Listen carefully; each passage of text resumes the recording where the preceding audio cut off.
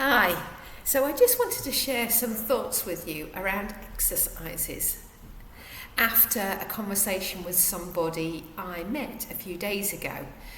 Now, they're giving out a lot and they do work, but there's an art to exercise prescription that, we're constantly improving on. Now, when I'm giving them out, you've got to think about why you are giving them and which one you are giving. So the first thing is it the best thing for you to be doing to achieve the goal that you want to achieve? So if I'm working on somebody who would like to be able to walk for long periods without having to sit down, and I've done an assessment with them, or they've done some movement testing with me, and we've found out that actually they find it quite difficult to A, balance on one leg, B, be able to go up and down on the tiptoes on one leg, and the muscles around the hips aren't doing as brilliant a job at supporting them, then just giving them, because they've got back pain by the way, just giving them stretches, lying on the back, hugging the knees to chest, isn't going to improve their walking. And it doesn't really address the problem, because someone's identified they've got tight muscles, great, brilliant, and the stretches will help ease those tight muscles. There's nothing wrong in that. But it isn't going to get somebody to be able to walk a bit further because they feel more flexible in their back. So when we're looking at exercise prescription, we have to think, well, what is the number one goal of the person in front of me? What would they like to do? Number two, what have I found out? Have I found out that maybe there needs to be some strengthening somewhere? Actually, is it more to do with the fact that the muscles are strong, but the brain isn't, and the nervous system isn't recruiting them in the best way possible? Is it because somebody is struggling to balance on one leg? So I saw somebody who'd got right-sided back pain, but it's actually because every time they stand on their left leg and then lift their knee up to take a step, they're collapsing side to side, so the muscles on the right hand side are tightening up to compensate for the fact that their balance isn't great.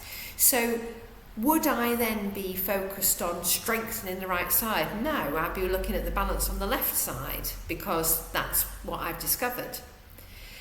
Now, there's loads of debate about whether technique matters.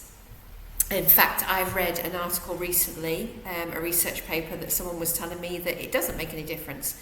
But I think it depends on the person in front of you. Are there some people that I see that I don't particularly give a very specific program? I might actually be more active and say, let's work on your ability to feel confident to walk more. Then technique doesn't really matter. No.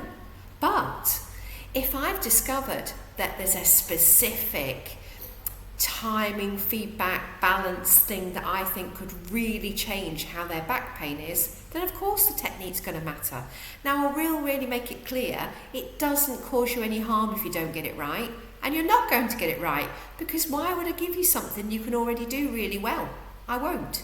So half the thing about the exercise is, before I even work on the strength, if I've identified that I want to either strengthen something or improve the coordination of something, I need you to feel what it feels like first. So you might spend the first week or two actually learning how to do something and feel your body and know what it's like, and kind of feel what happens when you pick a leg up or an arm up or move things around.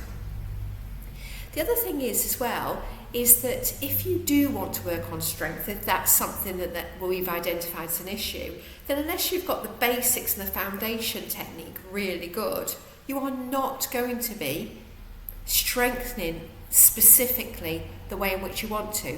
You might be just reinforcing a compensation pattern that's already there. And you'll never really deal with the actual problem, and you'll never really resolve it, because you haven't really considered where are they starting, what is their goal, what have you identified in terms of what they need, what the client needs. Okay, I'm sort of talking to three people, so forgive me. I'm talking about you who are watching this who want to have exercises, but I'm probably referring to the people who maybe are giving them to you. is that that's really important. Timing, feedback, balance, strength, what we're aiming for, what's the end goal. So then how many do we need to do and how often do we need to do them? Again, that depends on what we've found. If I was saying to you, right, you definitely just need to purely strengthen this particular muscle group in this particular pattern of movement for this goal, then I might get it 3 times a week. Because you need recovery, the muscles need to be able to adapt, repair and recover, so you can load them and strengthen them more. But if actually I'm thinking, no, it's much more that your nervous system has learned to use these muscles in this pattern of movement, and I want to undo that, then I might be getting used to it little and often, like several times a day. Because in order to change that pattern, you need to keep reinforcing it to the brain and to the nervous system. And we might not be worried about how many sets and reps, because you might find it actually quite tiring. Because when you're changing the pattern, you're changing the nerve firing in the brain. It's not just the muscles, but the good thing is that changes for good once you've got it going. So that's the other thing to think about.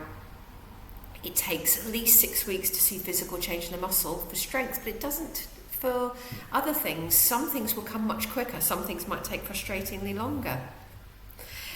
You know, and you can't necessarily skip. Improvements don't come linear, so they're not like that. So it's not an automatic that once you say you were doing lying on your back, I think Pilates instructor call it tabletop, where you have both legs up. I just was working with someone this morning who put both legs up, but actually was creating really tense back muscles and bracing and hold their breath. When I put one leg down, they could do it properly.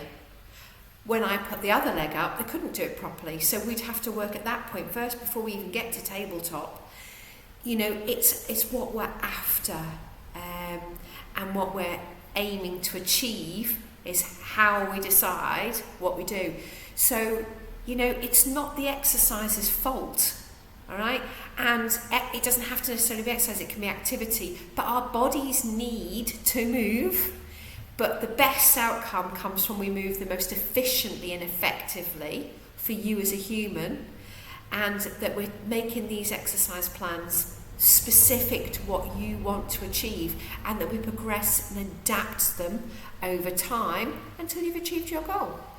So I hope that you found that helpful and feel reassured that exercises can really work, but they have to be delivered in the same way as we would deliver any other treatment technique, specifically with a goal and an aim in mind.